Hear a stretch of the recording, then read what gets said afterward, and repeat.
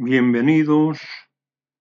En esta presentación abordaremos el tema de los diseños experimentales, específicamente el diseño completamente al azar o DCA.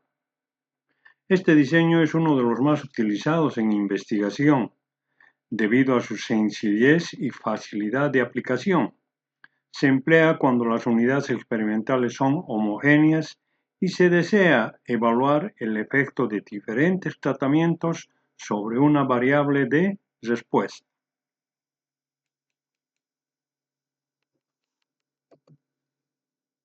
El diseño completamente al azar consiste en asignar los tratamientos a las unidades experimentales de forma totalmente aleatoria, garantizando que cada unidad tenga la misma probabilidad de recibir cualquier tratamiento.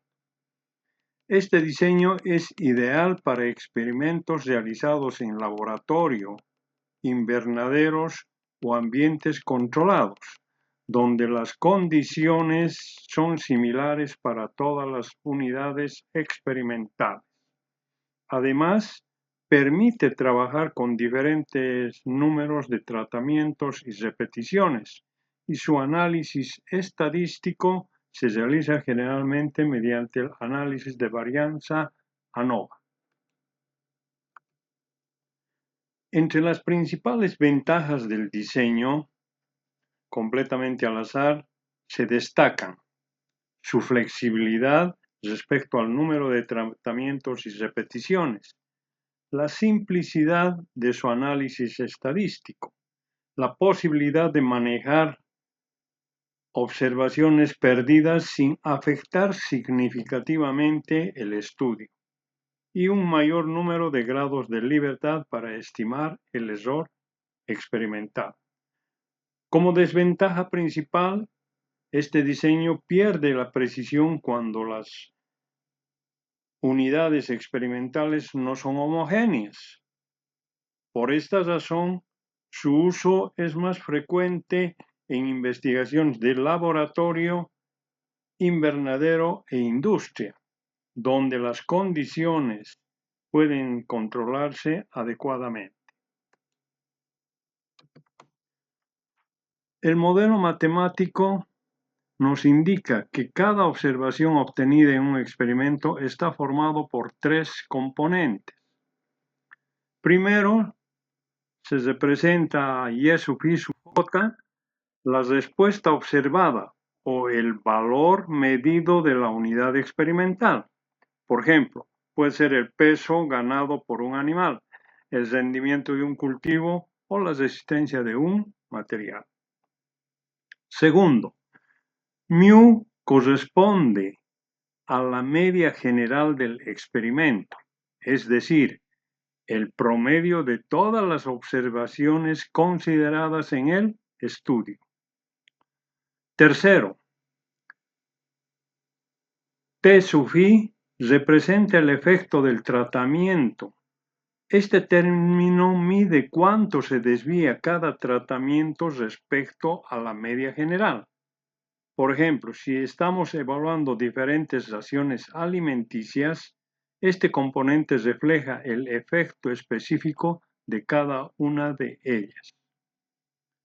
Finalmente, E sub I sub J es el error experimental o efecto aleatorio. Este término recoge todas aquellas variaciones que no pueden ser controladas por el investigador, como diferencias naturales entre las unidades experimentales, errores de medición o factores externos no considerados en el estudio. Para comprender mejor el procedimiento, analizaremos un ejemplo del área agropecuaria.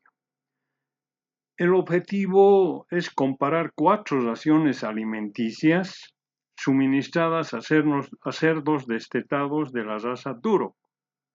La variable de respuesta es la ganancia de peso, expresada en kilogramos por animal durante 3 meses de observación. Cada ración constituye un tratamiento y se cuenta con 5 repeticiones por cada tratamiento.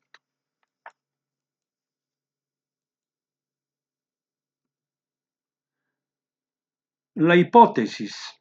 Antes de realizar el análisis estadístico, es necesario plantear las hipótesis que serán evaluadas mediante el análisis de varianza. En este ejemplo, la variable de respuesta es la ganancia de peso de los cerdos destetados Duroc, medida después de aplicar diferentes raciones alimenticias. La hipótesis nula establece que los promedios de la ganancia de peso obtenidos con las distintas raciones alimenticias son iguales. En otras palabras, las raciones no producen efecto diferente sobre el peso de los animales y cualquier diferencia que se puede observar se debe únicamente al azar. Por otro lado, la hipótesis alternativa plantea que al menos una de las raciones alimenticias produce una ganancia de peso diferente a las demás. Es decir, existen diferencias significativas entre los tratamientos que se están evaluando. Mediante la ANOVA determinaremos si las diferentes observaciones son reales y si se deben al azar. La organización de los datos. En esta tabla podemos observar los datos obtenidos por cada uno de los tratamientos en las 5 repeticiones. Posteriormente se calculan la suma de cuadrados por tratamientos, información necesaria para construir el análisis de varianza. La suma total de todas las observaciones es el gran total y el promedio general es el que nos va a ayudar a poder calcular algunas otras relaciones.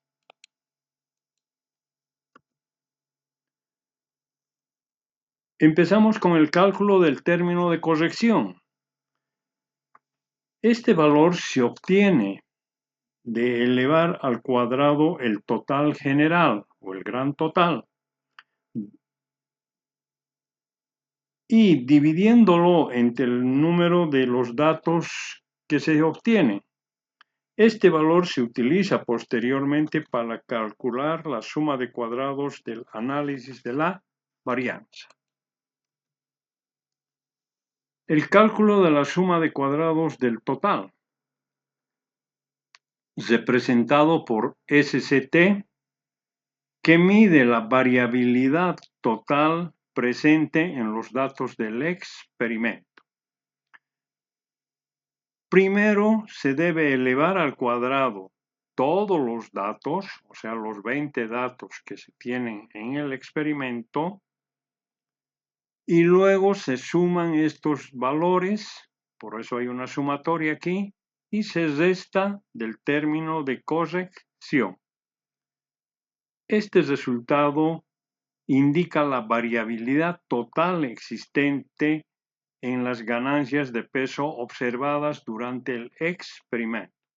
Sin embargo, hay que aclarar, esta variabilidad total todavía no nos dice si las diferencias son causadas por las raciones o por el azar.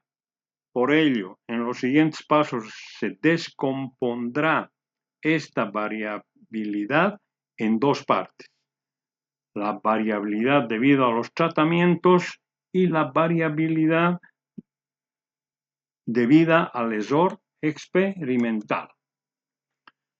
El cálculo de la suma de cuadrados de los tratamientos está representada por SCT minúscula. Esta suma mide la parte de la variabilidad total que es explicada por las diferentes raciones alimenticias aplicadas en el experimento, menos el término de corrección. El resultado indica de que la variabilidad total observada en la ganancia de peso tiene 1.430 unidades, que son atribuibles a las diferencias entre las raciones alimenticias. Observamos que este valor es bastante alto respecto a la suma de cuadrados del total, lo que sugiere que los tratamientos tienen una influencia importante sobre la ganancia de peso de los animales.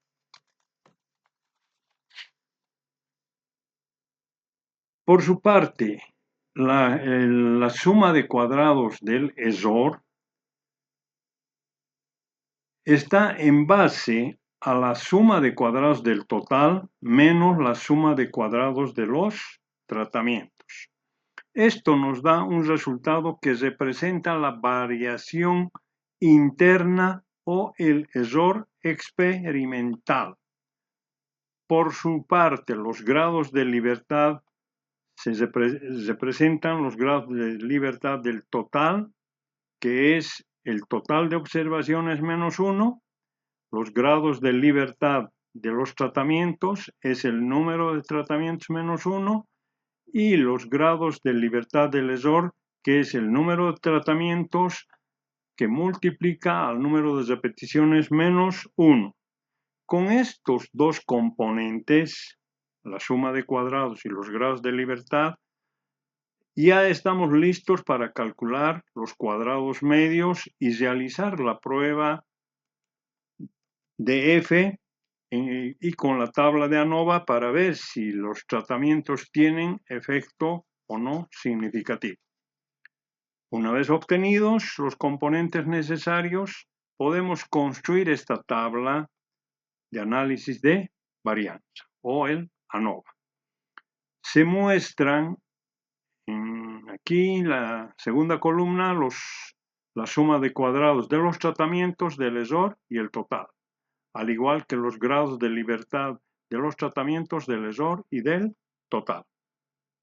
Al dividir la suma de cuadrados sobre los grados de libertad, obtenemos los cuadrados medios tanto de los tratamientos como del ESOR experimental.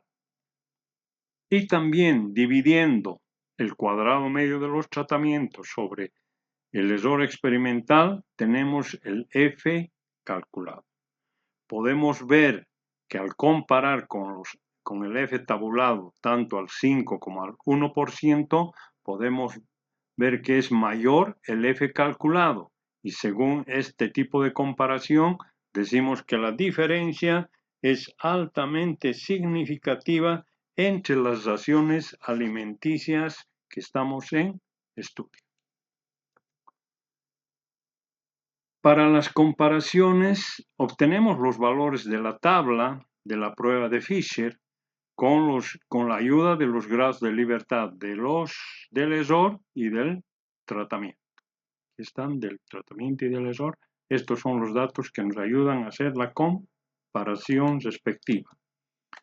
Finalmente, cuando hablamos de la conclusión o de la interpretación de los resultados, podemos decir: el diseño completamente al azar es una herramienta estadística sencilla y eficiente para evaluar tratamientos cuando las unidades experimentales son homogéneas.